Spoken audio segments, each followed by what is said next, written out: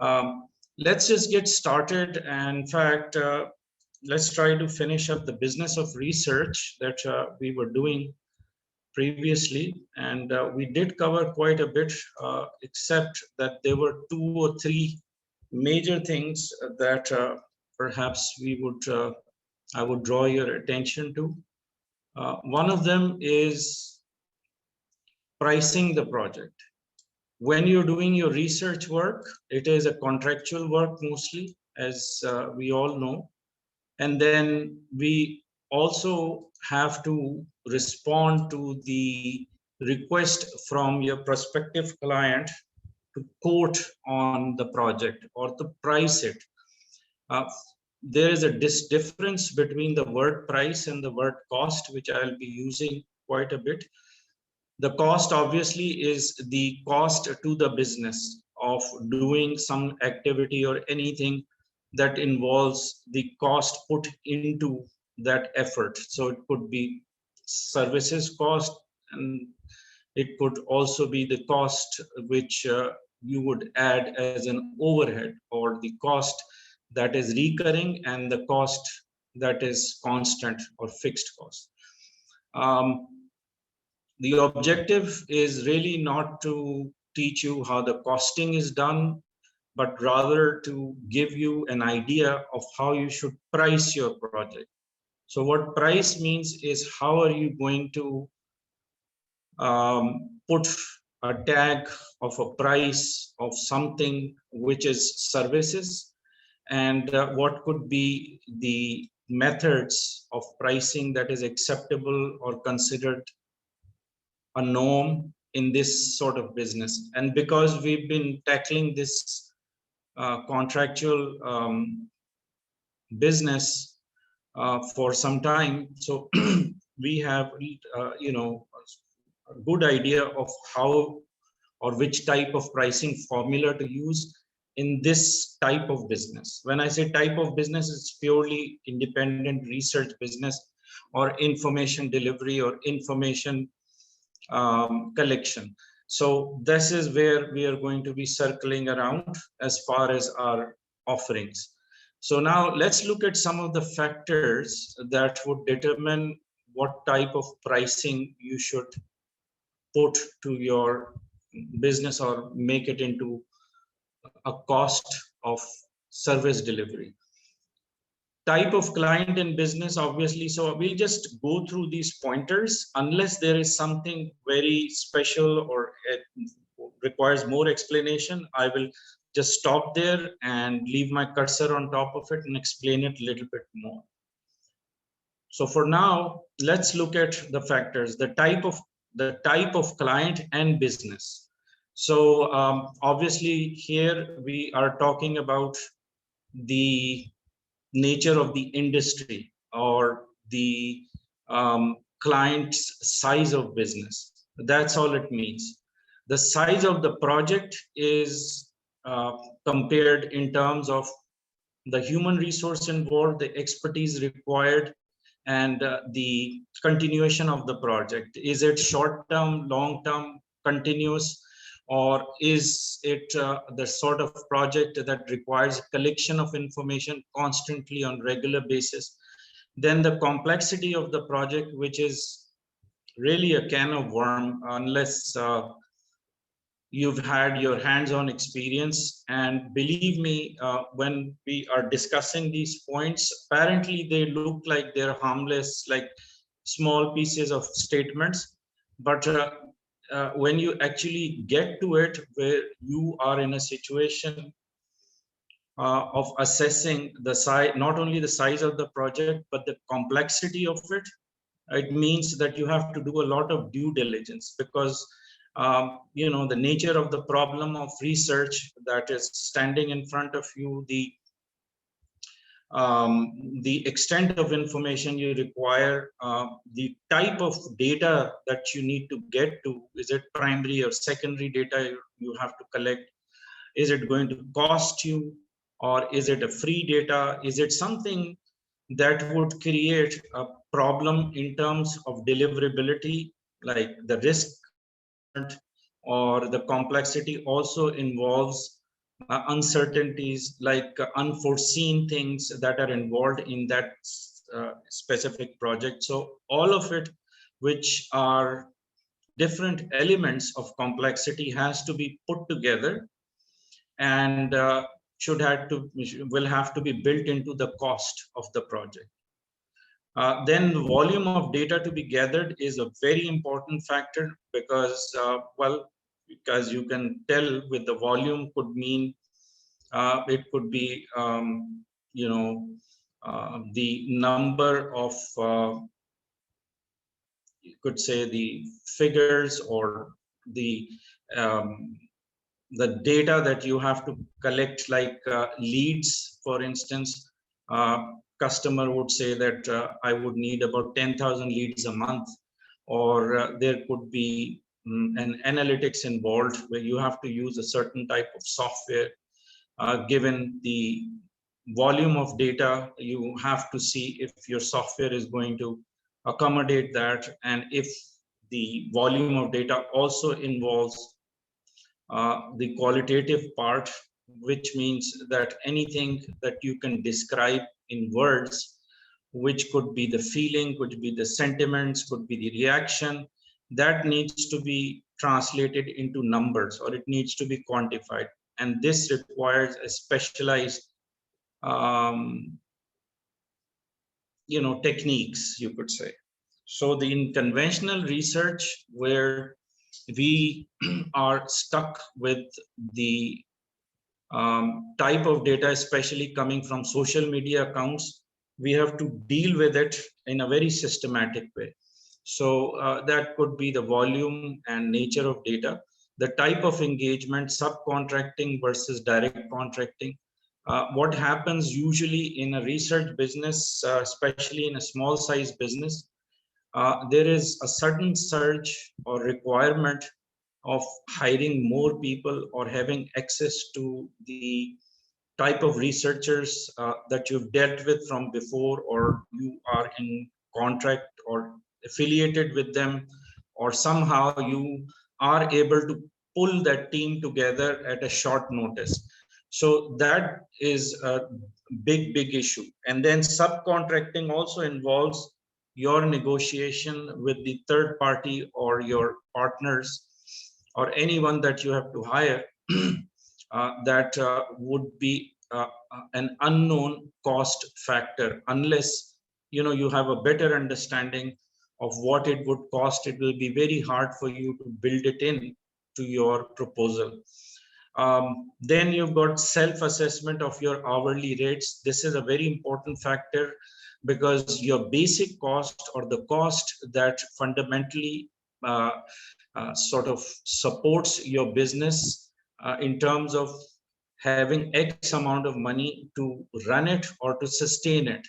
When I'm talking about sustenance, we are talking about the overheads, which could be fixed or variable.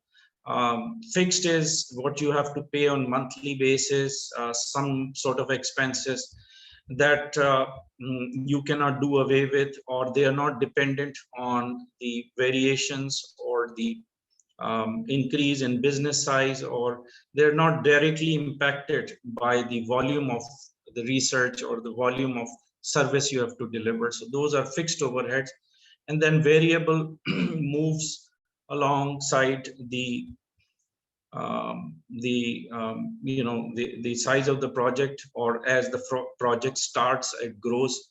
And then you also have to have a very good insight into assessing the different stages or different phases of research, where certain phase of research does not involve a lot of cost, or heavy cost comes in somewhere in the middle part, or along the lines of how you are going to tackle your milestones. So that cost needs to be assessed.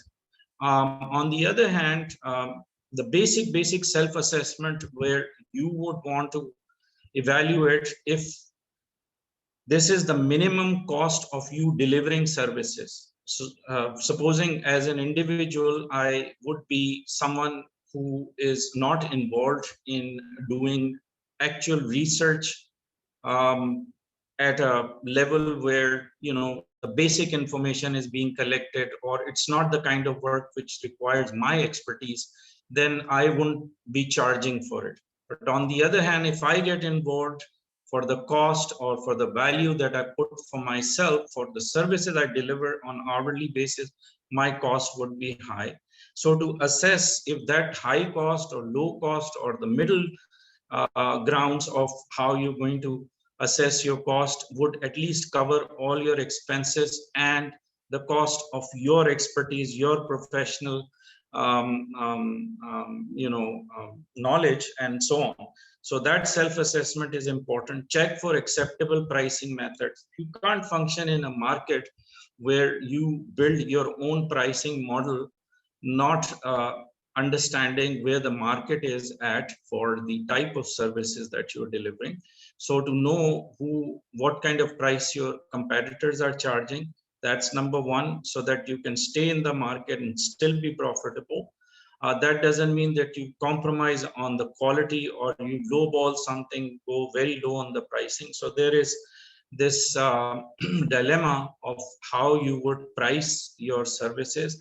But at the same time, you also have to keep in mind that there are different pricing models that you have to be aware of.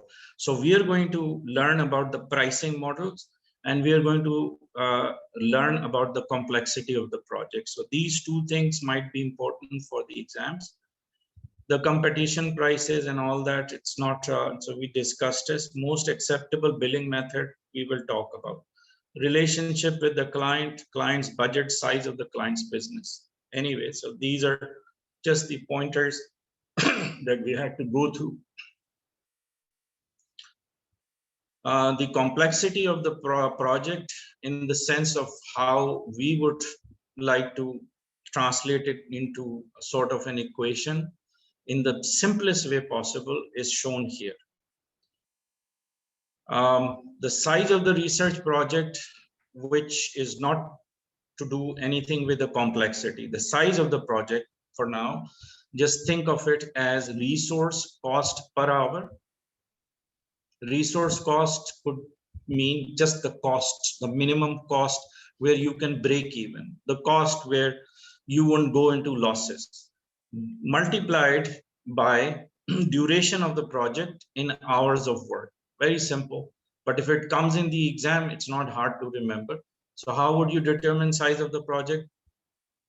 Cost per hour times duration of the project, or how many hours it would take to complete it. Complexity is more important, and we have discussed it already. However, some of the things that are important, if we go to the root level of how it should be assessed, then these are the elements. We have them listed as 1 through 9. First one says, sorry, Naveed. Yes, go ahead. You can ask questions along the way. I don't have a problem answering. No, apologies, I can't see this. Are you showing any slides? Oh my, are you kidding me? Did I not share the screen? No, I sent it. I'm so sorry. How come? Okay. I thought it was just that type of lesson today. No, you should say it. I forgot to click on a button, or maybe I did, but it didn't show up. So whenever I ask if my screen is showing or any kind of verification we do when we start something, I mean, like, can you see my laptop, or you could see my desktop, whatever I'm using? That's the question. So now that it's up there, I'm sorry, let's go back to the previous slide. I just want you to, so how come you were all quiet, eh? Yeah, well, I thought it was just me. I didn't want to say anything. I thought it was just... I thought you were just talking to us today. I thought you just wanted to be the Bonnie. Look, Bonnie is saying she didn't want to say anything. You believe Right. that? Just me. Well, you should say it anytime. I told you. Anyway, I'm sorry about that. Naveed, is my microphone fixed now? Yeah, it's fine now. I can hear you well and much better than before. Okay, Thank you. perfect. So we have these slides that I was flipping through, and I was talking about all these different points that were listed here. We talked about factors to consider for research project pricing. We talked about the client size, the type of business, complexity, volume of data, and all these we covered. So anyway, I'm glad we have a recording so we can get the recording out. And the previous week's recording is almost there, almost ready. Anyway, I'll give this to you again. And then the next slide I was working on, and I was showing you, we didn't flip through a lot. This is the second one. So I was talking about the size of the research project. And you could see that we have a very simple formula which would come in the exam. And I guarantee you that, because it is without fail is always coming. So what it means is that the size of the project is equal to the cost per hour. Remember, cost means the minimum amount of money which you would charge a client without having any losses or without losing money. So that's your cost of covering your overheads, covering everything that you feel that would be put together as cost per unit, or you could say hourly cost. So hourly cost is the minimum cost you would be billing, and that's not a good business anyways. I mean, you want to be at a higher at a cost plus your profit, so that it becomes a price that you can charge the client. But the size of the project to you as someone who is assessing the complexity or the size of the project, this is the formula you're going to use. Size, you can determine cost per hour. Duration of the project is number of hours you would assess or assume that it would take for you to finish the project. Okay. Then we have the most important part, which I mentioned in the previous slide, but I will go a little bit more deeper into the complexity part. How would you assess the complexity of a project? Now, this sort of information that is listed 1 through 9 is of specific importance for research business. Again, it's not like for a general business, or every service business that you get into has their own peculiar or very specific complexities, and then there is an industry and the market that you have to look at. But here, like I said, just research, independent research specialist, or you could say knowledge specialist. So that's where we are with complexity that we are discussing. The complexity here means the lack of well-defined scope of research. Complexity gets into play and it does affect your ability, no matter how good you are in assessing the complexity inside of a project. But unless you are getting proper instructions from the client that tells you what is your scope of research, what the exact research problem is, what should be the be the finding or the objective of this research, and whether or not that research requires analysis or your opinion, or you have to derive inferences, will have a great deal of impact in the complexity of the project. So this is it's like you're clapping with two hands, the one hand of the client and one of yours. So unless they hit together, there won't be any clap. This is important. Then the length of the project, short term, long term, or ongoing, or time strain. Time strain means that it is a kind of project which has got urgency built into it, and that urgency means that you are already equipped to handle the variations of where the project might require extraordinary effort or extra resources, and that you can scale and reduce those resources inside of your organization, and that you, for that reason, you would have to have a little bit of more insight into how much, first of all, how much you're going to charge, because means that you have to pay more, or for the client to pay more for you. So time strained is one sort of situation where you should or you shouldn't take the project, and for the reason, of course, for not losing the. In this market, reputation is extremely important. Why? Because normally a single company or a small business normally cannot handle the the type of projects that sort of just pop up and they're seasonal. So you have to have some alliances or some support from others, and it is a very close-knit community, if you ask me, where people know everyone. So the reputation is very important, and therefore time-strained projects you have to look at very carefully. Then, of course, short-term, long-term, and ongoing. Cost of the project, and we are talking in terms of complexity. So these factors will be built into your assessment, a personal assessment of how complex the project might get. Cost of the project and budgets. There are companies that are, or clients that are really very strained as far as cash flows. So they need a bootstrapped approach, which means that you have to work close with the clients to see where they can cut the cost, or you can offer better options, and also be very open in assessing the or mentioning the risks involved. The quality of data might be compromised. So all those risks have to be assessed and shared with the client when you are in a bootstrap situation. There is fixed price contracts, which means that it is a project which could be high risk for you. If you quote less, you get into problem.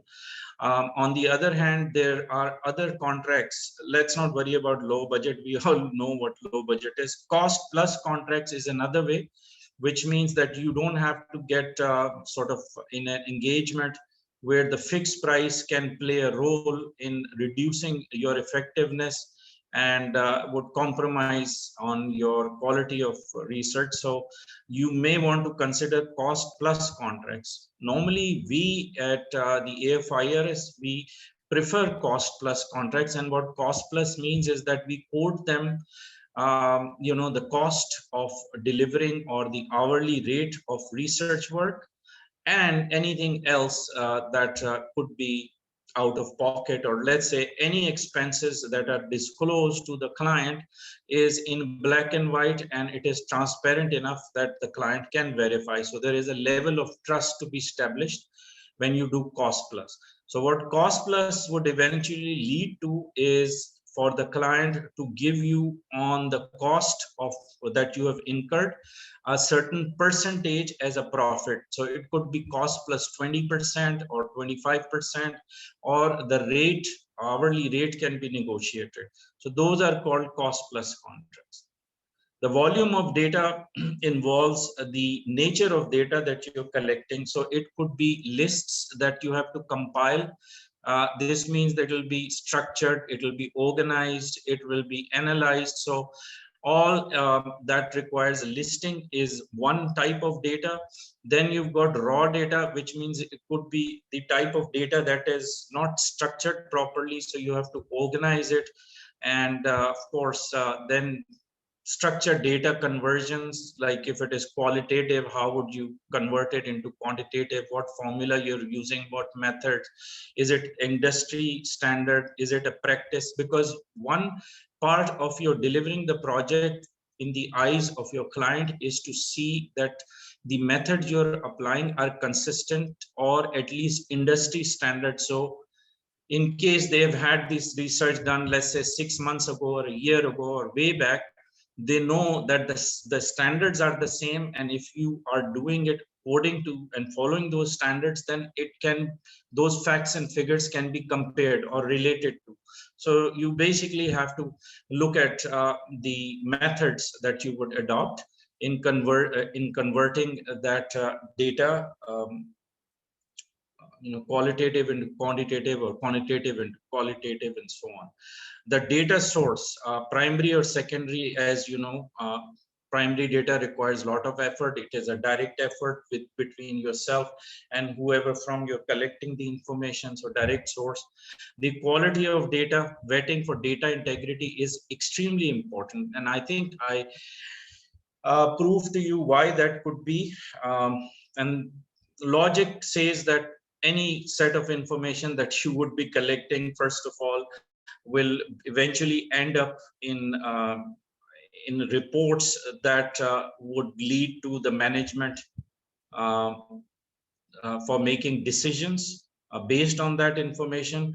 So obviously you have a very high responsibility to ensure that the data integrity or the data source is there.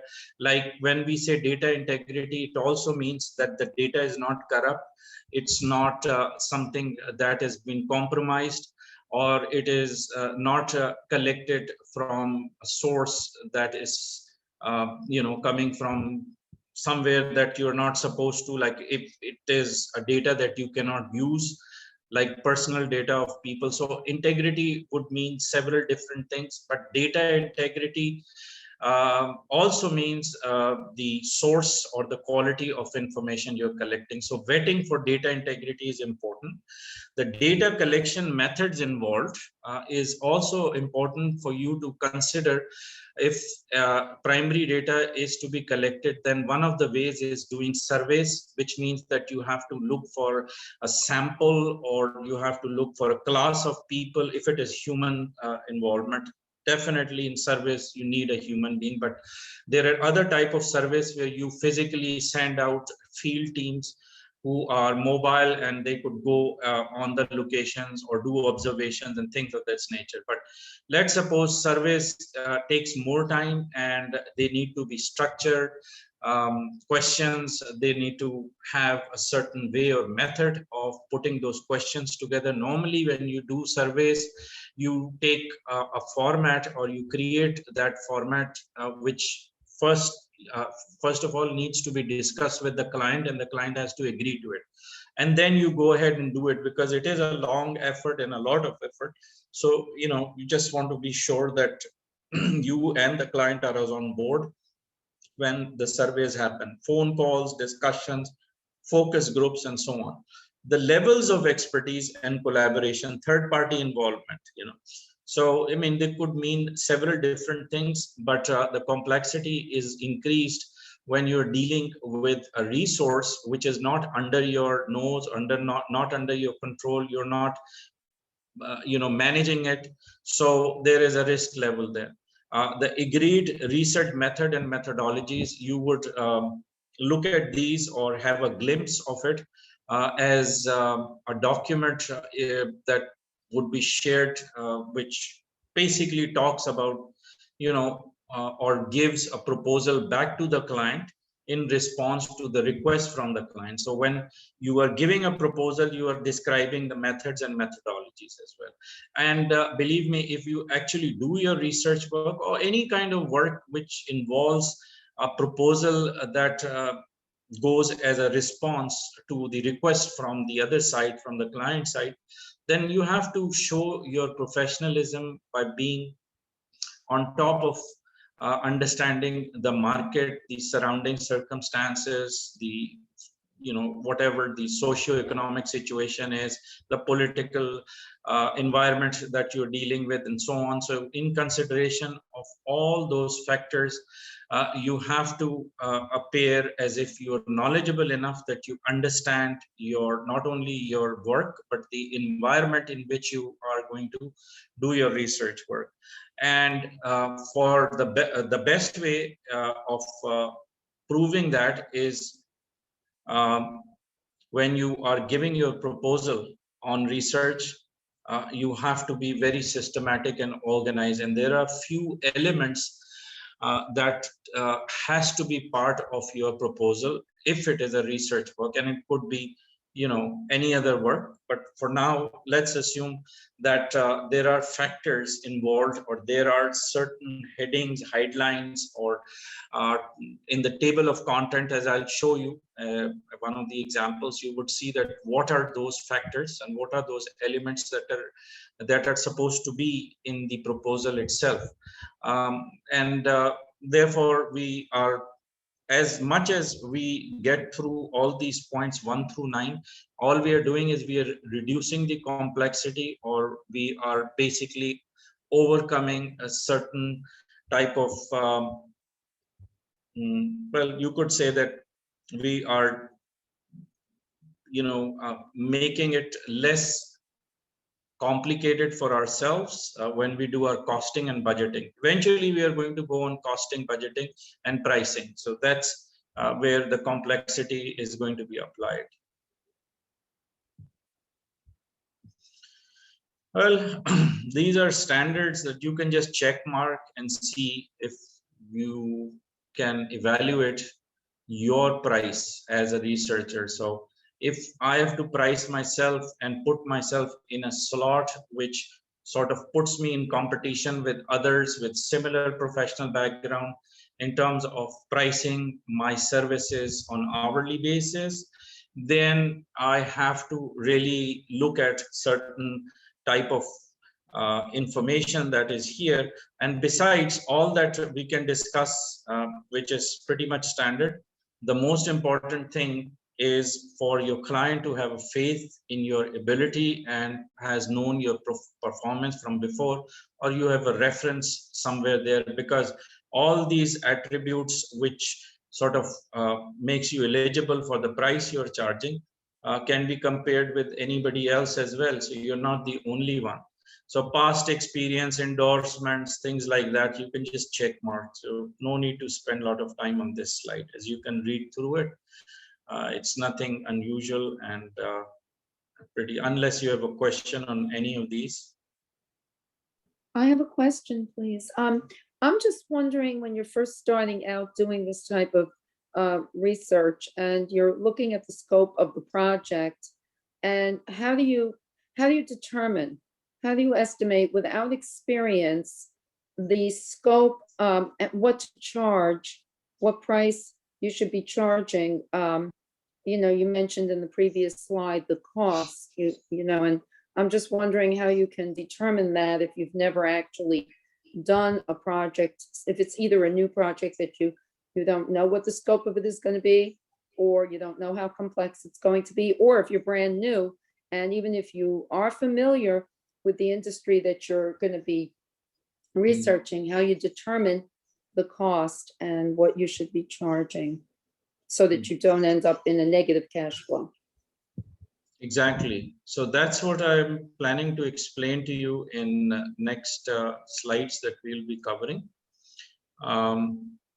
First of all, one part of your question I can answer right away, and the others you would see as we figure out the costing and pricing formulas. One part is that if it is your first project ever, let's suppose, and you feel that you don't know what the scope of the project is, or what the research problem is, or anything that is vague, and you feel that you need more information on, obviously you would not be able to even send a proposal, or would you? Like, unless whoever is engaging you, I mean, it's not like we are doing it for ourselves. This is a service where someone out there is asking you to do something for them. If it is a research, then they would have to identify the problem, give you the parameters of your research, for you to understand what is it that what is the objective of their research, and also go a step further and find out where they're going to use this research. Or even if you know the objective, perhaps they would even tell you how this research would impact what they're looking for. So you can get like the total sort of an idea of where they're coming from, because a lot of times the client would not describe it properly, would not put it in writing in a way that is elaborate enough or is extensive enough that will give you the whole round idea of what they are exactly looking for. So you need to be in conversation with them back and forth to get best understanding. And that's where everything starts. So the beginning of any sort of proposal that you would give to the client would be for them to give you or ask for you to give a response for invitation that they are sending out to people who do the research works as a request for proposal or RFP. I get this, it says the internet connection, so you can hear me, right? It's just not a problem. Sometimes it just pops up, says my internet is giving problems. Right now it's all good for everyone. Okay. Yeah, Yeah. it's fine. Okay. Lost you for a second, but didn't really It's lose fine. any context. Yeah, it just came up like a pop-up small message that says that my connection is unstable. So never mind. So let's just move on and look for ways of doing pricing. Okay. Now this slide is talking about marketing strategy. I don't think that I would look at this one right now. I would unless you have a question where you have to develop a marketing strategy.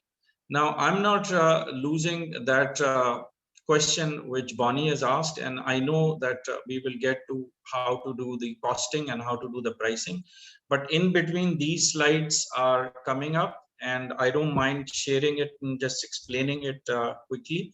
This is one area that would require for you to strategize your go-to business or business to marketing strategy. I would say that since these are the questions rather than the answers, perhaps we could look at some of the elements that are not generally considered, or it's not something which is typical. So let me find out between all these, where would the go-to market strategy is the most important one. What happens is that when you start up a business, you basically create a business plan, and go-to market strategy is part of the business plan as one of the segments or areas that you would define for yourself, not for anybody else. Like, how would you market it? So go-to market strategy will depend on so many different factors, but when you go through the book and the way CIR is set up, we are not teaching the marketing course. Rather, the idea is for you to identify some of the questions for which you can find answers, but this is just indicating some of the ways or some of the important factors or questions that you have to consider. Any of these. So we've got these listed. What is your customer retention strategy? What are your advertisement plans and budget? Pretty much ABC of marketing. So for those who want me to elaborate on any of these, I would be happy to do it. Unless you ask me, I'll move to the next slide. No, it's fine.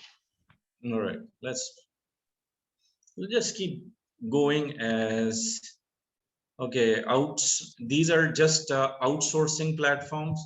I want you to look at the PDFs, and even you will find the same information, maybe more of it, in the book, which gives you some of the pointers on what could be the better sites to go to for virtual outsourcing and things of that nature. And you could actually find so much more than what is shown in the slide.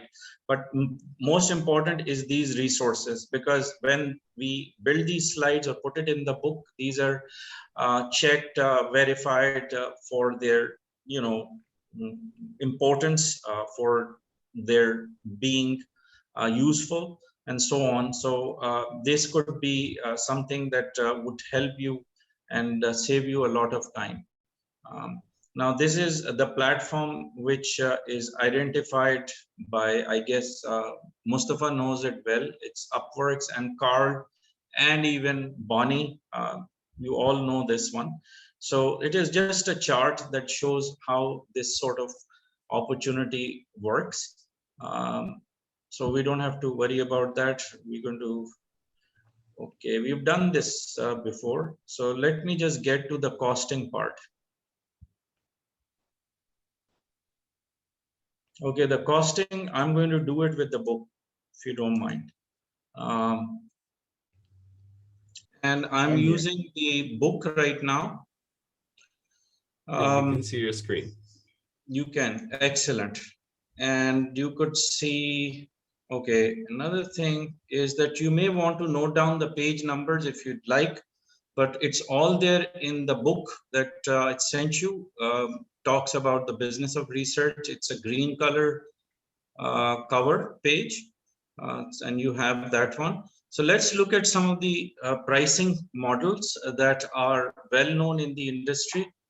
I don't know if Ruth want to contribute from her experience, because I know, Ruth, you have been doing some research projects and you have a lot of experience. I was wondering if you had done projects like independently as a research specialist for a price, or quoted someone. From your experience, can you tell me how do you price generally your research projects? That is, if I'm asking the right question to the right person. Are you there, Ruth? I'm here. I am not an independent consultant. I work at a company currently for the position I'm in. Okay, so anyway, that means that I will just move forward and give you my experience and whatever is in the book. So fixed price is one method. The fixed price is the project cost, or the project that involves research which needs to be concluded in a short period of time or within a year. Those type of contracts, you would want to price them and give a fixed price for two reasons. One is when your client has a fixed budget, or they have expressed their restraint as far as affordability and the type of resources that they're willing to lend, so that they could reduce the cost. So they might just talk to you and ask you to give them a fixed cost. So this is basically a project where you can price it as a lump sum based on the deliverables that is to the satisfaction of your client, and based on that amount of money gets released, and not in between the project unless it is out of pocket cost. So fixed price method is pretty common for short research, a month or 2 or 3 months at the tops, generally speaking, but it can go more than 3 months. Then you've got time and material cost plus, which I described earlier. So you would want the client to know what your cost is, or the minimum rate of you're doing the work, and then on top of that you would figure out what percentage you would take as a profit. That is a time and material cost, and these type of contracts, usually time and material, usually are more feasible when there are a lot of unknowns in the project deliverables. Like so many outside uncertainties play a part in this, and that you cannot exactly pinpoint the costs that may or may not happen. So they are based on eventualities. This type of contract requires collection and organization of transaction and expense records, which means that because there is a lot of transparency involved, so you need to share those records of costs with your client. So that's a time and material. Risk and reward happens especially when you are doing research for a startup, or it is a company that is seeking loans somewhere or trying to ask outside help for feasibility to get the loan or the investments. And they're not, they don't have enough money to offer you for your services. Then you do risks and rewards, meaning that you come up with a figure or a percentage that you would share with the client's eventual revenues. And you have to know well that, or you have to be a believer in that business, knowing that eventually this business is going to be successful and that you can earn that money. Generally, lawyers and people who are professionals and they have higher fee, they get into this type of risky contracts. I say it is risky in the sense that for you who is not asking for too much money, or maybe you are deciding to work for less than your cost, based on the future outcome or the profitability of the business. Usually the percentage sharing in this case is more than 20%, and it can go as high as 40%, but it would never go 50 or 51%. So for that reason, I would say that risk and reward is really something that the research people don't look forward to, especially in service business. Risk and reward is not a very, not the best to price something. A retainer-based contract means that there is an advance payment that you would take as a mobilization advance for research, because you need to set up a team, you need to put a certain amount of money out front first, and you feel that you need some assistance from outside. And for that reason, you would take some advances, and that advance money gets adjusted as you take that money, put it in an escrow account somewhere, or you under the contract would be billing the client against the expenses or against whatever gets consumed for the services you've delivered, by giving a bill and adjust it against the advance or money that you have received. This retainer-based contract is a classic example of how the legal business works. As you may have noticed, that they take advance money and then adjust it against expenses and their services. So that's all there is to it. Then we look at the cost part, like how would you figure out the minimum cost of your business, or to come up with an hourly rate that is purely your minimum cost of doing the business on hourly basis. It's just hourly. Okay. So this is a computation that is shown as a sample in the book on page 33. And what it is showing is that first of all, you have to start with a target on monthly. And these are simpler figures.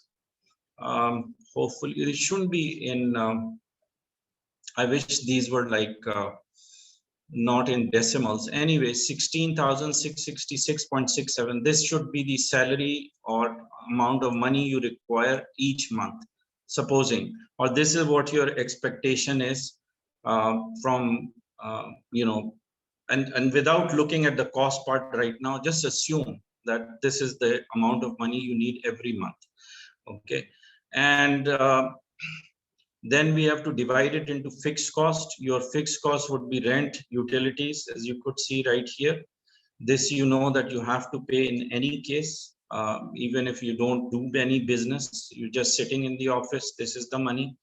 Then there are insurances, medical insurances, fire and property. See, in the exam, the only thing that is important in this calculation is for you to identify fixed cost and then variable cost. So if some cost is given in the exam question and asks you to match it against fixed or variable, then you should know that this is a fixed cost and not a variable cost. And the variable costs as you keep going down, and then there are certain employees which you have to pay for in any case, because they're on your payroll. So that you have to consider as a fixed cost as well. So this could be a trick question. Lease payments, subscriptions, see, these are all fixed costs. Let's look at the variable costs. Variable costs is gas expenses, you know, if you have to run around in your vehicle, repair, maintenance, parking cost, printing and stationery. This cost will go up if the client is to be serviced, the meals and entertainment, professional and legal services. So all these together with fixed and variable are giving you a figure of 13,699.33. This is on monthly basis. I'm not doing the yearly, just the monthly analysis. And the net profit means that if you have to earn 16,667 at the top, the profit that you would end up getting after all the costs, it should be at least 2,967. So this is the least amount of profit before tax that you would make. So for you to make it into 16,667, you will add 2,967 with 13,699. Why we are doing this is to find out what should be the hourly cost for you to do this business. And here you could see that whatever was variable and fixed, you divide it with the number of hours that you know are to be built, let's say, or the maximum numbers hours that you want to put in. You divide it with that and you get $85 per hour, which means that your cost is 85. And for you to earn that extra almost, let's say it's rounded off to 3,000, for you to earn approximately 3,000 a month, you have to divide the what you want to earn, which is 667, or they've rounded it off to 16,700. You divide it by again 160 hours and you would get a rate of 105. So what it is saying is that this is the minimum cost or your cost of doing the business, and the rate that you would charge as minimum rate to make minimum amount of money which you require is $105 an hour. So this calculation you have to do ahead of time, and then of course there'll be other factors which will influence your pricing or billing. You know, the competitor's price, the market that is accepting the price, the method with which you are going to bill the customer. Would it be fixed price or would it be cost plus? So all those factors will have an impact, and $105 could go to $250 if that's what the market is. So your profit will go high. But most important is to find this cost, and this is the reason we have given this example. And then what is this one? Estimated and budgeted rates per hour. So this is easy now. Now that you have a price that you want to charge the client, you can look at the billing factors, and the billing factors are listed 1 through 20, which you have to be very much aware of, because it is, you know, you can say it's a stepwise process. And after you have done one process, you go to the second and the third and the fourth, and you do your own assessment of how many hours it would take. So one of the things would be initial meeting with the client. Let's say 2 hours, you're going to bill $105. Estimate building, like the time you would spend in building your estimation. Deposit billing and contract signing would take so much amount of hours. Research planning would take 2 hours 45 minutes. Online research would take 21 hours, and so on. So this continues. So 1 through 12 are the factors. At the end, you could see it is talking about report writing, first draft, second draft, rewriting after client's review and comments, final report submission, final billing. So all these are the processes which effectively would be sort of considered as the time to money, or time in terms of hourly rate.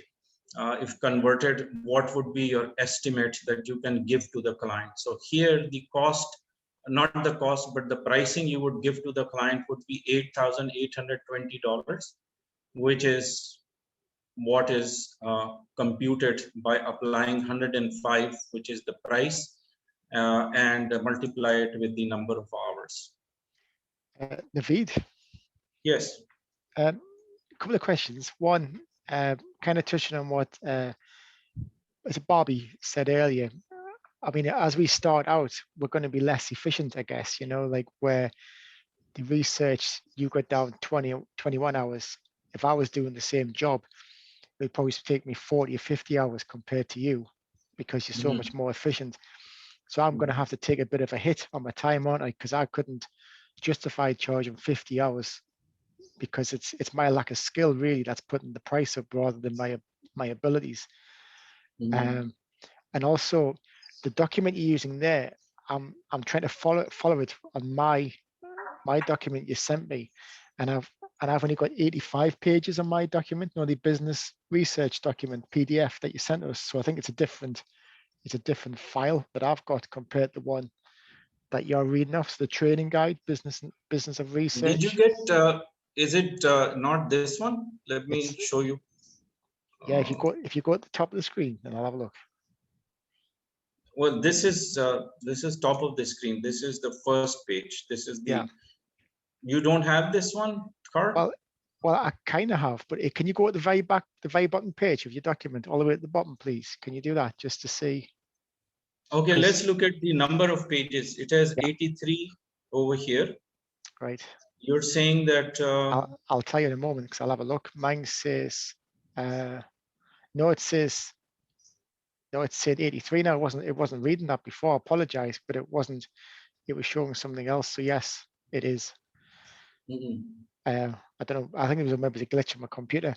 But sorry, I apologize. But going back to what I was saying, when we initially cost our first projects, I guess we have to price it to the market, which is kind of knowing what your competition's doing, but also accept we're probably going to lose a bit because of our inefficiencies. But how do you find the market rate? Do you know how that's like $8,000 and odd dollars? How do I find that that's what you would be pricing if you did that work, if that makes sense? Well, the thing is that if you know what your cost is and you're starting off a brand new business, you won't still want to go below your cost, no matter what the market is dictating. Yeah. So because you don't want to pay out of your own pocket. So logically, if you think you don't want to go below a certain cost, which is what you have to determine first. Yes. After that, knowing that you are at a cost level which is comparable to the cost of anybody else in the business, of course you're not going to put all the fireworks in your business when you start off. You're not going to, and this is an assumption. Obviously you're going to be very careful in putting it together. So when you are getting into the business and you're starting off, your cost is very low, and it is based on the real expenses which you have to incur. You are pretty much safe as far as the cost is concerned, because you cannot compare yourself sitting in London and somebody sitting in India in a small shabby place with a very shady setup and everything, and obviously that pricing cannot be compared. But supposing you are sitting in you're doing a business in UK, it obviously has its own minimum costs, which is probably the same for anybody else who's starting off. So that consolation is there. Now, if someone is trying to take away your business or just bump off the competition and they want to go below the cost, then of course it is something which someone is willingly able to pay the cost of that, and just to get the customer. So that is a very general phenomena in any type of business when you're entering or breaking into a market like brand new. So I would really put my eyes on the cost part first, and then I would look at how much more I can make. So if it's $85, somebody is asking or offering 125 an hour, maybe you can add $5 extra, make it into 90 or 95. That would be your sort of way of getting the project as far as cost. But then depending on the client, they're not all the time looking for the cost factor alone. There are so many different things they're looking at, but here you're protecting your assets or your business viability and your continuity of a business. So you want to be dead sure that this is what the cost is. And after that, it is a game that you can play like we all play in the market, which is to know, okay, now to answer your next question, how would we know what anybody else is charging? So here the question is that the market would dictate only certain elements or certain things for you to find out what could be the pricing. Imagine mostly it is the client who would tell you, not your competitor. You can't call up your competitor and ask for the price. And because each project has its own special kind, especially in research, not every research is the same. And when you even put that in the same category of research, you would find that the dynamics are different, So because the peculiarity of the project, the nature, the complexity, and the client you're dealing with, you cannot just, find out about what others are charging. So the best way is for the client to get back to you and tell you that, look, your price is high or it's low, or maybe if you're very lucky, they're going to tell you exactly how much someone else is charging. So for me, right now, the objective is to give you the awareness of what factors you have to look for when you are doing your costing. If we have to look at the pricing aspect of it, nobody is perfect. There is no book that will tell you exactly how to price something. When the market is one of those things which you have no control over. It has a dynamics of its own. So that question in itself would be answered if you are, an entrepreneur and you understand the basics of how to, penetrate into the market. And some of the things that you can look for is obviously your expertise, your self-assessment of how much you're worth. So if your worth is not assessed properly, then you are in the wrong business in the first place. Well, let's suppose that you are doing in a recruitment business and you know that your cost or your charges should be X amount of money, and you find that you can deliver that at a cost which is far less, so your profitability is increased. Now that increase or that level or that gap in between the cost and the profitability is your prerogative, right? How much you want to make. The second thing that we are covering in these lessons, besides the cost part, is how to present yourself as a professional. And I keep saying, not necessarily in research business, but for you can apply the same mechanics or the same values in conducting your own business, which could be different. In what I'm saying is that every business has its own way of costing. The industry dynamics are different, but the way you're going to present yourself in terms of documentation and basic formulas or basic things that you have to consider when you're billing a client, that is what we are discussing. So as we move forward, I would like to bring your attention to the invoicing part, which is obviously something that in the research business is not really project based in the true sense of when you actually enter into when you're feeling the water and you're getting knee deep and you're getting all the way up to your chest level in the research business, you will find out that these are the different stages or the different levels where you have to be exchanging certain type of documents, and you have to be billing constantly with certain documentation. Otherwise, you would be out of the market and you would not be considered a professional in this line of business. So this is one document I want you to look at, even though it looks like why are we discussing the bills or the format? But when you actually start to bill someone and you do it this way, they would have better understanding, less headache for you and for the party. They will question you less and they will pay you right away. So this is the way we are going to present our bills so that it is very clear. And you could see, and I wish this was in a black color. I'm sorry, it doesn't appear like it is very, very much visible. It's a little bit blurry. Anyway, if you can still read it, I'll try to make it a little bit more bold. Now I'm losing the, okay. This is as much as I can magnify it.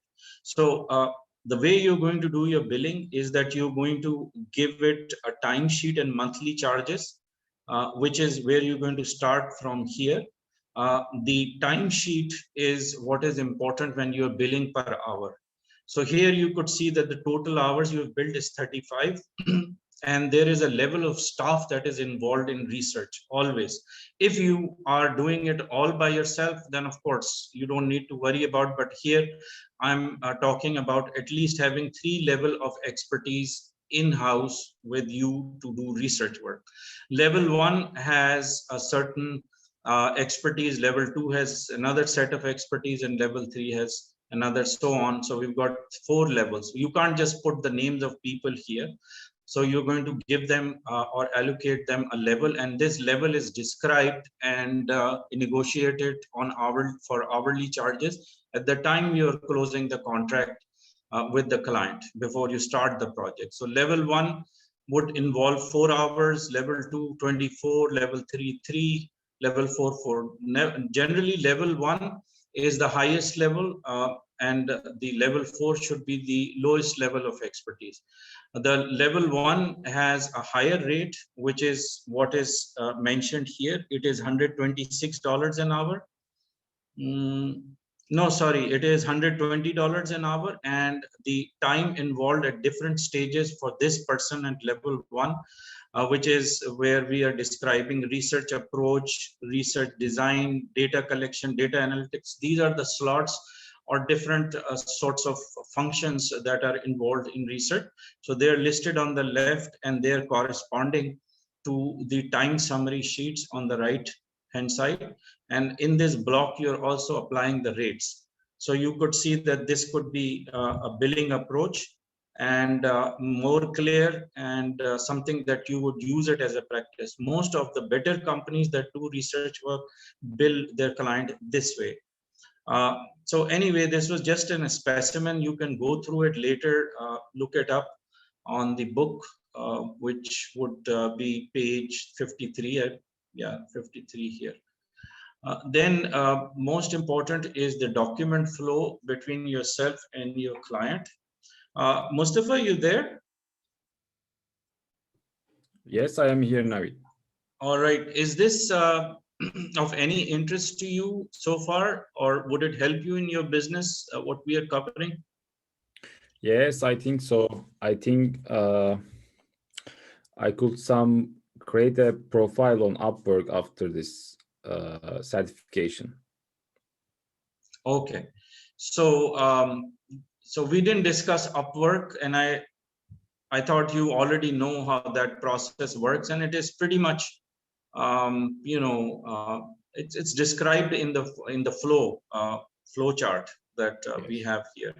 So I didn't cover that part. However, this part is very important. When you actually start to deal with the client, you would have to go through number of documents, and it is a two-way street where the client and you are exchanging the black and white, the type of documents with the information sets, which typically you would get to see if you are doing research on Upwork. One of them would be the request for proposal. We call it RFP. And RFP comes from the client, obviously, and that is the basic document or the document which gets you started. After RFP, there is a research proposal that goes from your side, and this document goes to the client. After the RP or research proposal is sent out, the researcher prepares a research services contract. So once your proposal is accepted and it's returned to you, there is no ambiguity in the scope or the way they've described the RFP, and your response is to the satisfaction of the client. Then the third step is the services contract. Even if you're on Upwork or you're doing any kind of research for better clients, the kind of clients that would actually require a very professional approach, they would expect that you would create a contract separate from Upwork contract, because I know these websites or these portals which involve the connection between the person who is outsourcing those research projects and the researcher themselves. They are to deal with in between or go between you could say contracts that is basically coming from those websites. So websites have typical contracts that says that the client's responsibilities are this, and whoever is delivering the services, their response.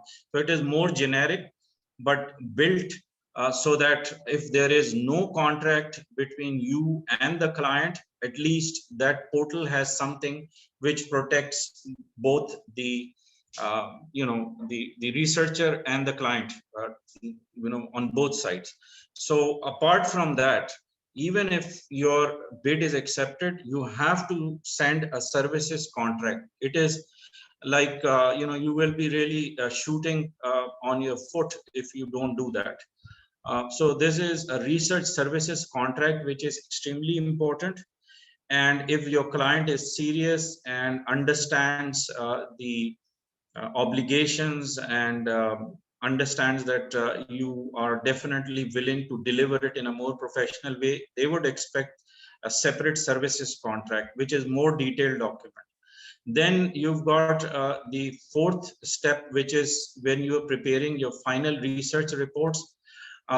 It sort of goes back and forth. It is never satisfactory in the first go or at the first at the level where you're sending it as a draft, and for the client to respond back and tell you if anything is missing or something that sort of needs a kind of an approval from both sides. So this document keeps going back and forth. You may have to deliver slightly more, or the client has to give in few things, and then you revert back to the initial contract.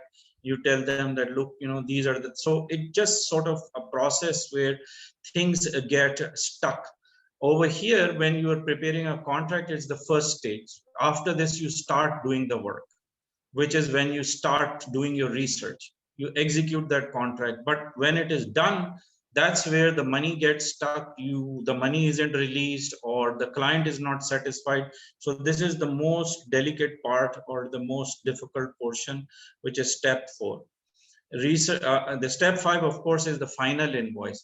Now, between the time that you end up signing the contract and the time that you give final invoice, you have to and always, as a rule, ask the client to make partial payments as you deliver certain milestones or certain objectives of the research are fulfilled. That needs to be agreed, because since research is very specific and the research involves services of human resources are involved, and they need to be paid. So there is no way that you would like for the payment to come at the very end when the research gets done. The client may just retract something or may not have the money to pay you. So in between, you have to keep billing them, and that should be part of the contract right here in the services contract. Now let's look at these documents to see what they're about and how they might well, these are specimens, okay, and these are coming from real documents. So it's not like they're created just so that it sort of comes as a sample. It is really coming from a real search, and it is a market research request, and it is coming, let's say, from ABC company. and what it has or what needs to be covered or what you can expect from RFP. I will show you that. I have to reduce it.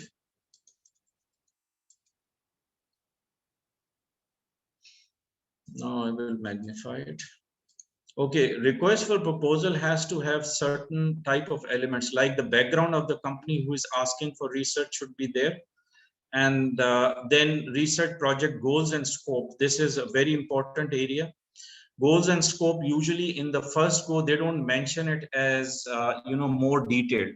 So anytime you're getting RFP, believe me, they won't really give you the whole 9 yards of what they're actually looking for. And this is usually about 2 to 3 lines or maybe a paragraph at the most, and it's not complete enough for you to be able to propose right away. So you may want to interact with the client a little bit more, talk to the person who is responsible, or the person that or the point person that you have to deal with, and keep asking questions just to have a clarity on the project goals and scope. So let's look at the project objective. The objective of research are to assess the product market and evaluate its economic viability. I mean, they're not going to come back and tell you what economic viability is. You have to have the depth of understanding based on the industry or the type of research, whether scientific, academic, or whatever it may be, the economic viability that circles around that particular industry, and based on consumer needs and the price they are willing to pay. So what is it they're looking for? They're looking for the price comparison, which means you have to collect data of their competitors. Consumer needs mean that you have to collect information about trends, seasonal preferences, social media, talking about it, or the other advertisers or main competitors that would have, if it's a product, the same feature sets or better feature sets. Economic viability would be the third factor. So the price would be the first thing, consumer needs would be second, and then you will be able to assess the economic viability of it. So sometimes there is this dilemma of how you're going to tackle this objective unless you have an experience or you understand the surrounding factors. The scope of research work has to be itemized and defined very well. This is where you're going to apply your research, and this is the set of information which is listed here that will allow you to assess the complexity of the project, the timeline required, and so on. So first thing is that they are being very specific that they want you to collect business intelligence for product research, best price determination, evaluate. So they are really elaborating on the statement which talks about the goals, scope, and objectives right here. So it is elaborated in detailed scope of work. Task will include, and this statement is very important. That means what is the expectation of the client after you have collected that information and put it in your market research. But what is it that you will have to deliver? What type of reports you would prepare? You will do this SWOT analysis, do product analysis, and you have to name them, and you have to see, sometimes client is not very savvy about how to name certain reports. So they may just create something which is, may not be the standard that you're used to, but the word, let's say SWOT, you would know right away what it means, and the client knows it too. But product analysis can be subjective, like in what sense you want product analysis, like what could be a more detailed version of this statement. Production of creative material includes online surveys, consumer data collection from social media. See, all this is coming up. So the more information you get to see, and you understand that what type of analysis you have to do, what type of research is involved in your mind, which is what you would translate these wordings into, as business specific type of business research, like collecting competitors' business intelligence data. So it would be like, intelligence, business intelligence analytics, okay, perform qualitative and quantitative analysis with supporting charts and so on. So we can just go on and on with what these mean, but most important for you is to understand that with the format that you're looking at is specific to the request for proposal. This is what is going to be asked in the exam. They would say that, given the table of content or the set of information as listed here or as described below, can you identify which documents it pertains to, or which type of document should contain this information? So you would know that this should be part of RFP. Okay. Anyway, next document is the proposal, which is the most important one for you to consider in terms of all the details that you should put in. So this is a table of content which is in response and exactly delivering a proposal based on the request right here. Okay, so it is not dissociated, or it is not something different from the response that is showing right now. And this is the proposal. So we are saying research proposal, market research. What it contains is listed here. Research problem, hypothesis you have to create, research objectives, and all this. This has to correspond with what is being asked in the proposal.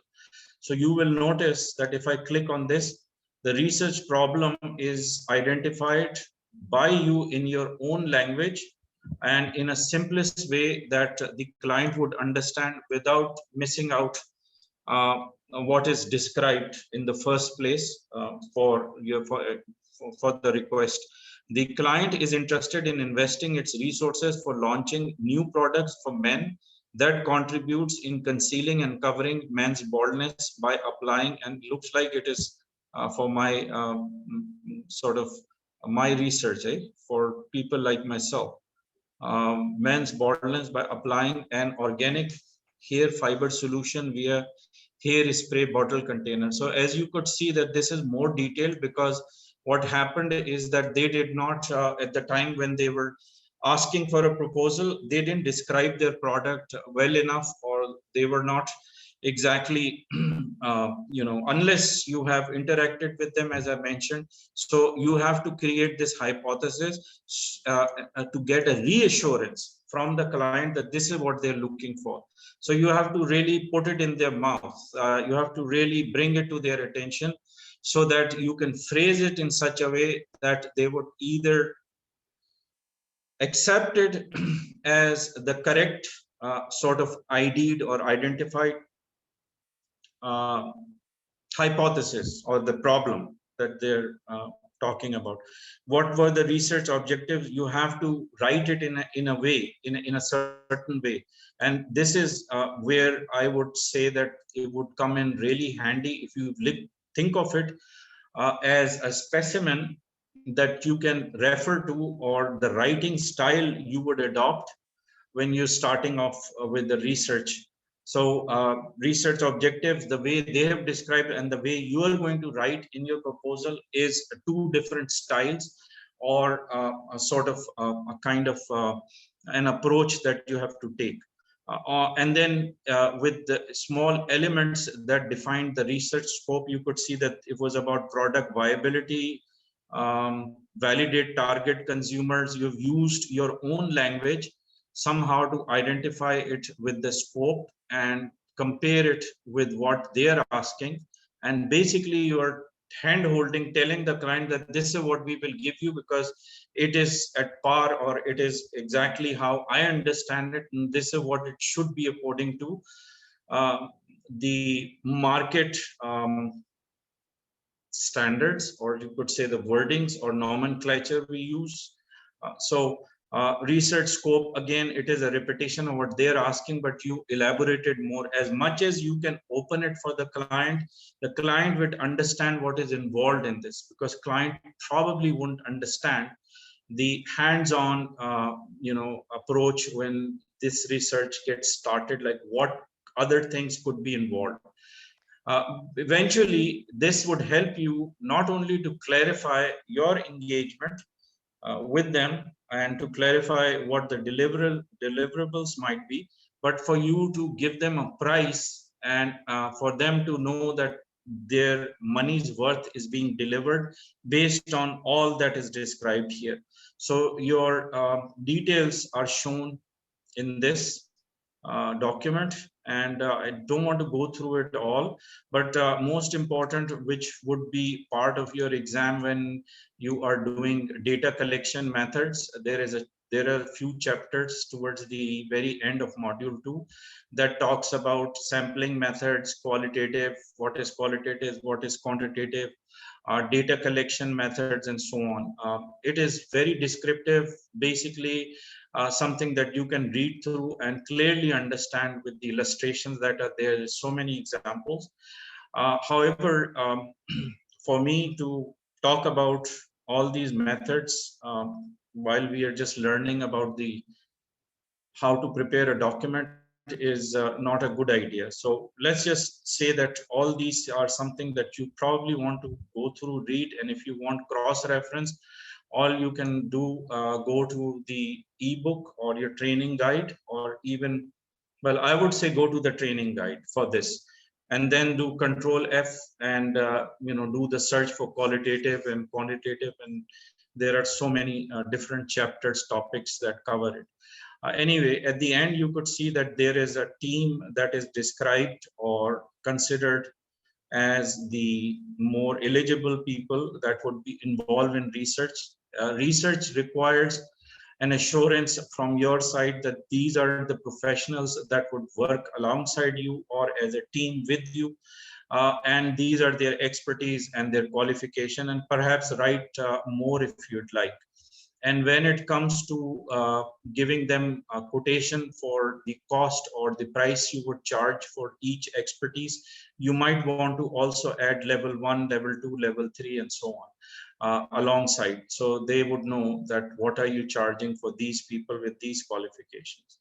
Then you have to be very much mindful about giving them a timeline based on the different phases of your research project. You could pretty much give them a synopsis or give them a chart that talks about your milestones and the different phase of research. Phase 1, research planning. So what would be involved in this? You're going to write here a little bit more on the right hand side. So what would be the involved in research planning? That we are billing or estimating or budgeting at the top, where we were doing invoicing.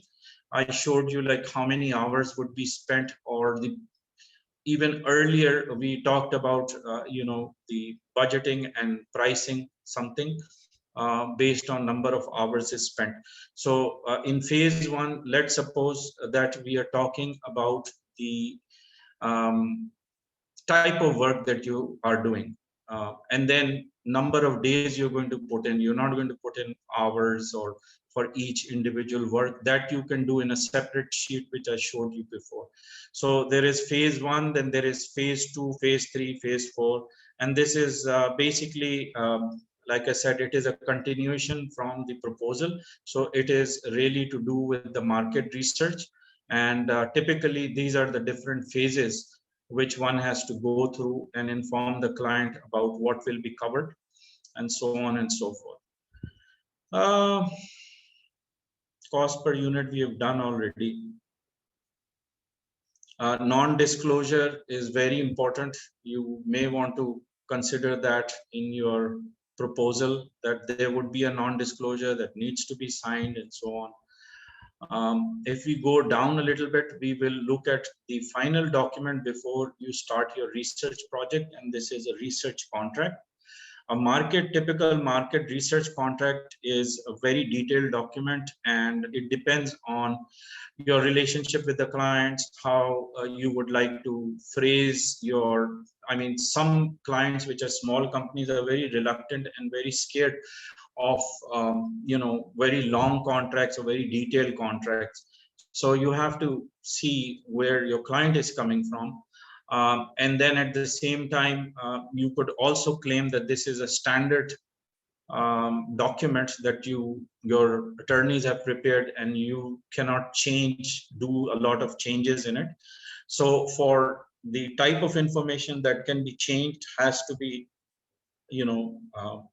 separated from what are considered standard clauses. So anyway, this is a very elaborate contract, and it covers everything under the sun that you can expect to cover yourself with, and at the same time try to make the contract which works both ways, which is mutually beneficial, so the client doesn't feel like you are taking advantage, or you are putting them at a corner or putting them in a tight spot.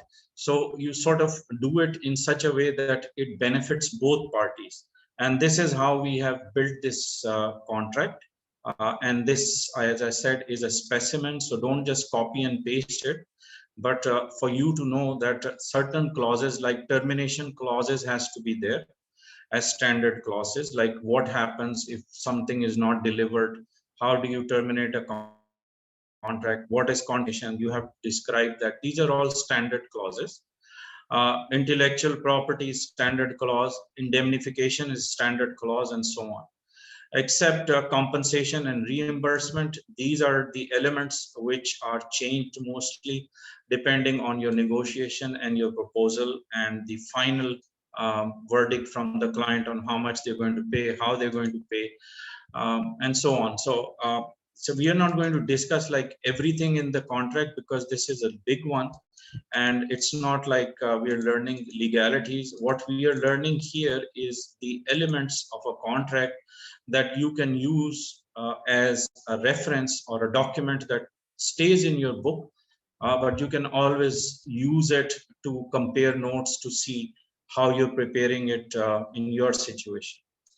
So having said this, we have covered pretty much everything that I thought we need for the business of research. On the other hand, well, there are some recommended softwares when you start a business, and these are pretty much a list of all of them. This is the type of softwares, not really the type, but you could say the categories of software that you would require. Mind mapping software is most important for you, for yourself, not for the client, for you to understand what is required, what is requested, and where you can get information. Link organization software is very important in this business, because when you're just going to do bookmarks, and just put it in the folders, it may not be as organized as it would with certain type of specialized softwares that bring the link to you, or that has an icon alongside the link, so you don't have to read through, you can just click on the links. File folder management software, so on and so forth. So you can go through that list. If you're starting your own business, perhaps this is most useful. Other than that, it is more of a reference or a list of recommended softwares. You could see that note taking and document management is the main heading, and under this you could find suggested softwares with the names and what they do. So that's the last leg, or the last part of doing your business module 3. Now let's see if we still have a few minutes. We can look at some of the questions in the exams that you may discover later on. And I have this open right here. This is the platform we'll be using. It's called Class Marker. Okay, I'm just thinking. Let me ask all of you at this time, are you willing to spend a little bit extra time today or even tomorrow, depending. So we can just do some sample questions. I just didn't get enough time to, to do this with you. Or we can do it maybe later. It just depends. I'm happy to So do if some I can now. get the voting from Ruth, Carl, Mustafa, Mitchell, and I don't see, where is there's Bonnie. So Bonnie, Ruth, Carl, Mitchell, Mustafa, what do you say? I'm okay with it. I'm I good. am too. Now works for me. I'm okay. And Mustafa? Yes, I'm Sleepy okay. yet? Yes. All right. So we'll just spend 15 minutes.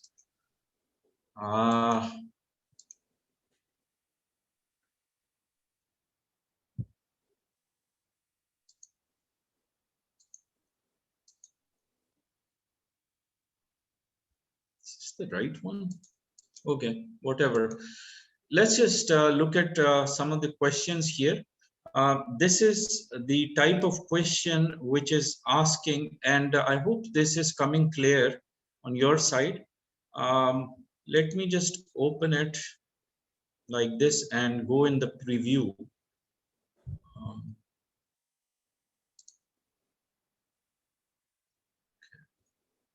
Now, this is the question.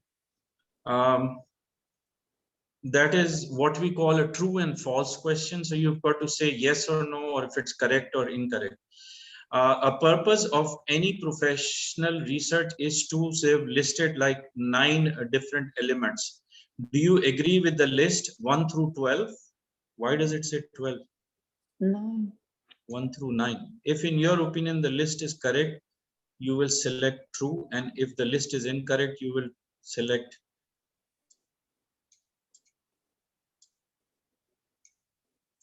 Hold on, just let me go. Maybe these are the questions that required correction. Hold on.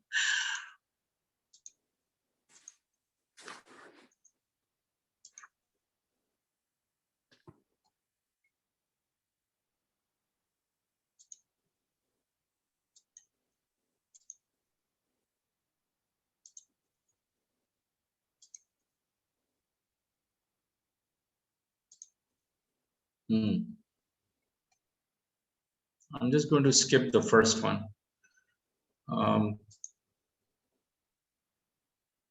These are just practice or sample questions, but I know that this could come in the exam also. So let me just put it in a preview.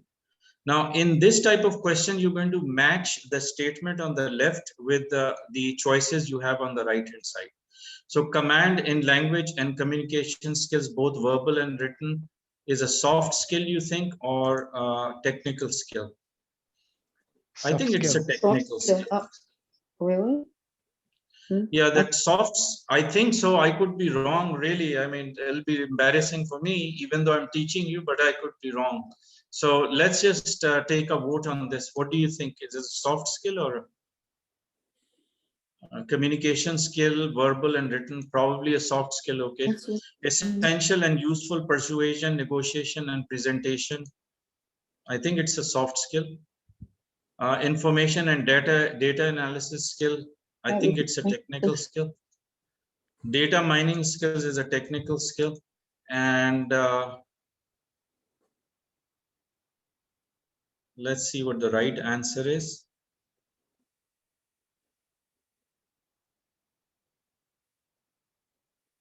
So soft, technical. Let me go back, because the correct answer would be in the previous example. Here is the answer. So it is saying that first one is a soft skill. So you all were right, no big deal, very easy. So these are the type of questions that really gives you the point. So it will really save you towards the end. And product manager responsible for product development, improvement, and innovation. They keep close eye. So this is just a statement from the list of management reports below. Select one report that may not belong to this list. So product manager, you know what the product manager does, and it is listed here. It keeps a close eye on competitors competing for products, does product comparison, feature, consumer trends, and price factors. So we have to just look at the list, which may just show up here as A, B, and C. From the list of management reports provided below, select one report that may not belong in this list. So watch for the word. It is sometimes a trick. A lot of times in the haste, you read it as if it belongs, show if it belongs to the list. When it is showing, it may not belong to the list. So share valuation would not belong to this list because share valuation report is separate, and it is to do with the shares itself and more of a financial nature. It has nothing to do with market research report, which could be useful for product managers. SWOT analysis is useful for product managers because it's looking at competitors and the products and price comparison. So market research does that. So what doesn't do it is the share valuation report. So you're going to select B. So it is more like a multiple choice question. Then we have fill in the blanks. A dash report is a typical research in which we analyze situation, either real situation or a case study, and apply business theories as well as give analysis to produce a range of suggestions for business improvements and planning. These reports are typically assigned to enable. So what reports are these is what the question is. These are called business or business reports. So when you are going to choose the first reports, so he's referring to the business reports. Then read the list of research reports and identify and associate their types to industry in which these reports apply. So let's look at the answers. So here the options will be given on the right hand side. That would be as a drop down, would occur like this, I think. Let's see in preview. Like right here, it will ask you an assessment of an idea for business improvement or starting a new business is part of a feasibility report. Refer to the study of whether a project or an investment is viable is a part of investment feasibility. The type of analysis is attributed to research types that the business that gathers business intelligence is market and marketing feasibility report. It collects data that allows companies to identify the elements that affect their business, SWOT analysis. So these are definitions matching with the type of reports. So this group of questions belong to the type of reports and the description and comparing the nature of reports with the job description, or what type of job description would subscribe to a certain type of research reports. So don't worry about it. Out of these four, maybe one will come as a question or something like that. So it's not like all four of them would come from one section, but this is just to give you an idea. That's why. Let me go back and look at the other type of questions.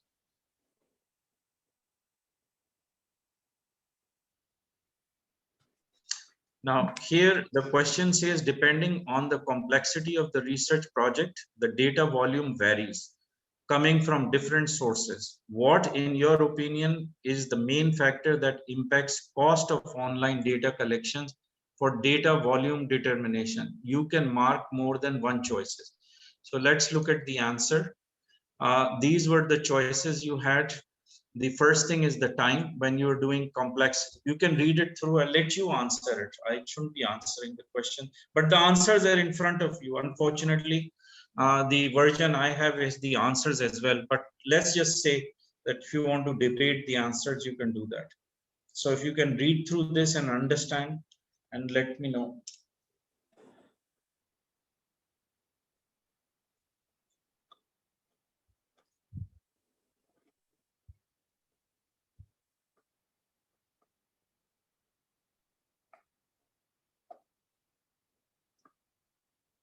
See, the complexity of data collection does not involve the price of data, because the price of data, if it's not the cost factor we are talking about here, we're talking about complexity. How would you determine the complexity? There is time, there is automation, there is forms and formats of the data. So if it is raw data or it's unstructured data, those are the forms, formats. Automation means that it is using data scraping. It is in the book. You can see that it is mentioned somewhere there. And then the time factor.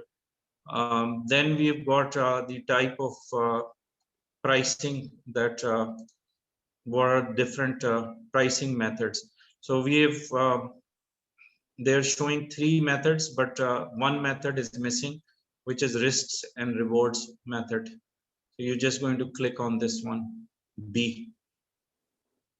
Money back guarantee is not a method.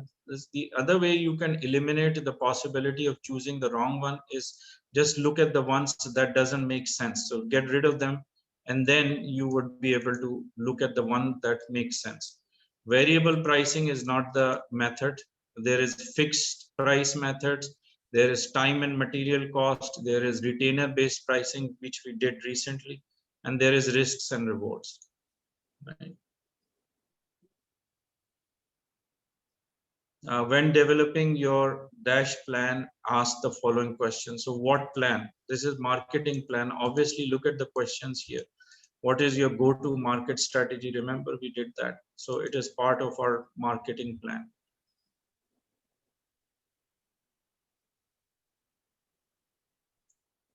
Anyway, I think I better give you these questions and let you answer them on your own. What if I tell you that if you do all of these questions, which in this case, in this section or module 2, I think we have how many questions we have in category?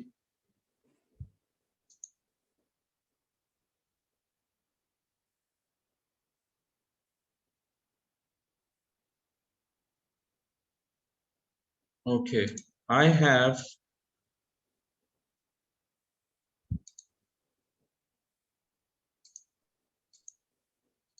this is my internal sheet, which I'm sharing with you. What if I tell you that in module 3, there are total 28 questions in a question bank, okay, which is not that many. In the question bank, we have 28. If I give you like about 28, 30 questions, out of which you have to, you will see in the exam 10 questions in module 3, and you would have maybe 12 minutes to answer it. With this number, you would be able to figure out that if you have learned 28 questions, or you know where those, what type of 28 questions are those, the likelihood of the 10 questions containing, let's say, about 70 or 75% from the bank here, the probability is 100%. That you would get about 70 to 80% of questions coming from the total number of questions in the question bank. And I'll give you 28 questions of those question bank, which in my opinion are pretty much the same, except that they might be phrased differently, but you know, they would probably be similar or same. So the 75% of the probability that you would find these in the 10 questions that will come in the exam would make you pass the exam, or the possibility of you passing the exam would be 99% or 95%. Similarly, in module 2, there are 146 questions, out of which in the exam you will be given 55 questions. And again, the same ratio, like 70 or 80% will be from this pool. Okay, and this is, this is what I've collected out of my own effort, and it's not like I'm revealing the exact questions, but I'm giving you an idea that in my experience from the past exams that people took or my students took, 75% or even more would come from this question bank. So if you would just go through in the practice exam all these question banks for each module, and you know, when I give you those practice exams, don't worry about the answers, because the answers would also be provided. So at least you would know what the correct answer is. And then you would get your result coming back to you in your email, and you could see all those questions. So there is, you know, a transparency of answers, and you don't have to do guesswork. So 146 you would do in module 2, 71 in module 1, and 30, which is going to be in the last module. So if I give you all of these and you practice with these questions, the likelihood that you will be able to attempt these number of questions in your final exams and passing the exam is very high. Like I said, like 90% you should be able to pass. If that is something that you understand and you have faith in what I'm asking of you, you should be able to pass the exam. But if you don't, for any reason, or something happens, we can always, you know, I can always help you, you know, and first of all, I have to look at what the questions were and what you answered. Okay, so we will have a little bit of a strategy here with all of you, because I know you all want to pass the exam. The strategy would be that you would do your practice exam. If your results are in the 70s, like 70 plus, 75 plus, I would get to know it, because I would get those copies in my email box and I will be reviewing that. And I would know where you are falling short, or where you are not, or you need more information, or maybe I can help you in that area. So I will continue to support you and help you to pass the exam by reviewing your results and then informing you that this is the area you should improve on. And if you have results, and then when you give your final exams, you would let me know, so that I want to make sure that, you know, the version that we have covered is what is coming in the exam, or at least the questions we have covered are in sync with the version of the exam, because you will be getting the exams coming from the guide 4.0 and the notes that I give you, plus anything that would be in 5.0. I'm sure I would have covered it. So you wouldn't have a problem at the time when you go to the final exam. And I know at this time you would have some questions, but let's just go with the process that I'm asking of you to adopt. And the exams that I will send you will come, the practice exams I will send you will come in your email as links. And when you click on the link, you will go to the website here. That would have your login and password, which you will enter, and it will open up all 4 modules for you. So if you want to practice with module 1, you would just click on exam module 1, and it'll then open up the question bank.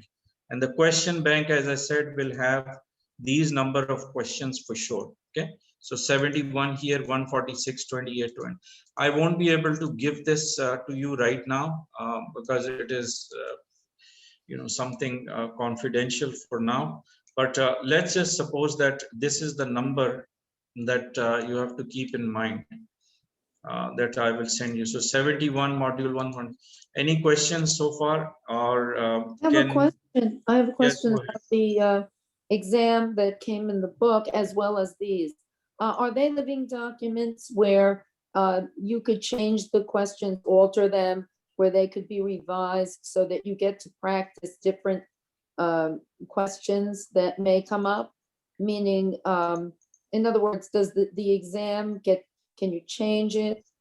Can you change the questions?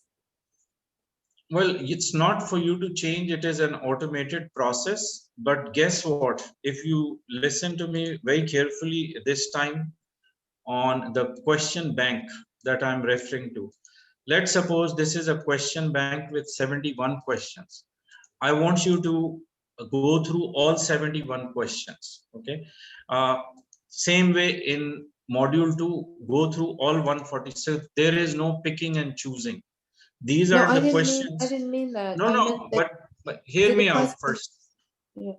When you are doing your practice exams, okay, like these ones, but first of all, these are final exam questions, 20, 55, 10, and 15. What if I, instead of giving or opening up all the questions in the bank, I give you another practice exam that simulates the final exam with limited number, let's say it's 20 questions, which is not the final exam part, but still a practice that you would do, then the 20 questions would be chosen randomly from this module or the total number of questions in the bank. And I wouldn't be able to control it. Like it just sort of rotates on its own. But what will happen if you do it that way is that you will miss out on some of the questions. They may never show up, you know, like it is how the software is programmed, that it would just pull 20 out of 71, and there's no guarantee the next time it pulls another set of 20, it would be the same. It won't be the repeat of the same question, or it could be the questions which are not totally covered, like all 71 of them may not show up, or they may all show up, but you have to go through this exam like 50 times or 30 times. I wouldn't know. So thing is that this is the question bank, which is a pool of questions, and this is the randomly selected questions. So if you are to do randomly selected, then you won't be able to do 71 of these, 146 of this. I'm just opening up all the questions that could possibly come in your final exams. That's why I'm giving you a sort of a assurance that you know that you, if you know all these in the question bank, you won't find any question that comes as a surprise or something very different, you know. That's So all. each of That's these- the best we can do for Did you say that, I'm sorry, I just wanted to clarify something you said earlier in the course. Did you say that each of these modules can now be taken separately? Did you Yes. mention that? Oh, Yes. okay. I So don't have- module 1 you can take separately, module 2, 3, and 4. It just depends on the time you have on hand, and because for instance module 2 you can attempt, but it's going to take 70 minutes. Module 3 would only take 12 minutes, you know, as an example. So you can, and each one of these exams can be attempted 3 times. If you don't pass it in the first 3 attempts as a final exam, then you know, you sort of just have to leave it and then buy it separately. That's only $25. You can again apply, you know, attempt 3 more times, so you can just continue. And then the next thing that you have to also know is that you, while you're giving your exam, you can pause that exam and then go out and do whatever you want and return back and continue. So that's another advantage when you are doing your exams, that you can pause it, right?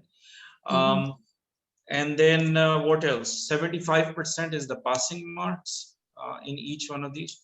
But anyway, my objective today was really to show you some of the exam questions on business of research. But I see that it would take a lot of time if we have to do it individually. And since there are so many of them, perhaps you would want me to send you the link and for you to test it out or test drive it on your own. Some of the Naveed, yes, go ahead. on the practice questions via the link, can you just try, can you practice them over and over and over? Or do you Yes. just, yep. Another thing, I'm sorry, I forgot to mention that if it is a practice exam and you're attempting 71, all of these, you have unlimited attempts. Like you can do it as many times as you want. Okay. Fantastic. So that you develop that, you know, sort of you're familiar with the question. So you can, like module 1, you can attempt 50 times if you want. Right? Not a problem.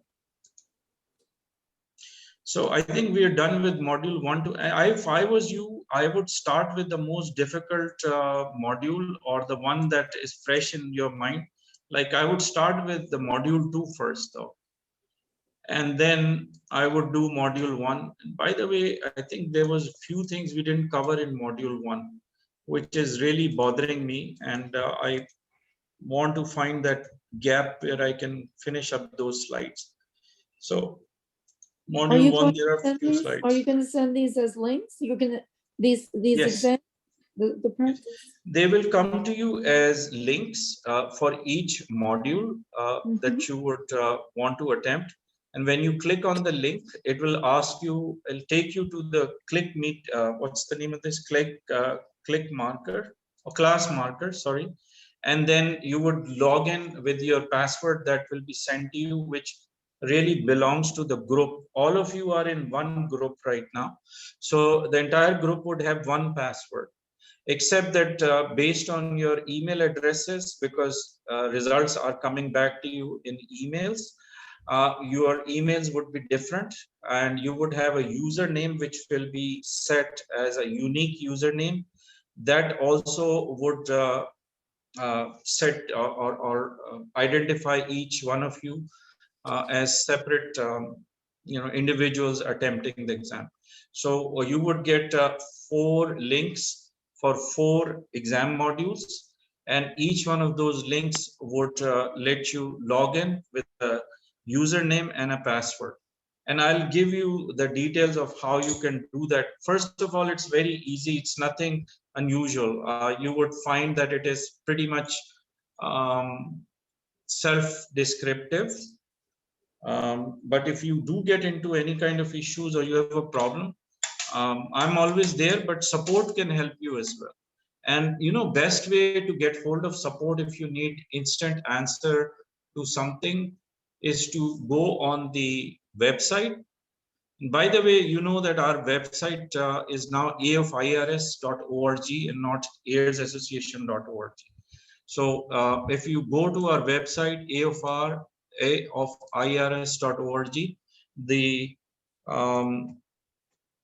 the chat window opens up right away. Let's see. So this is our link now. When you go here, you should be able to find us somewhere. There is a chat window.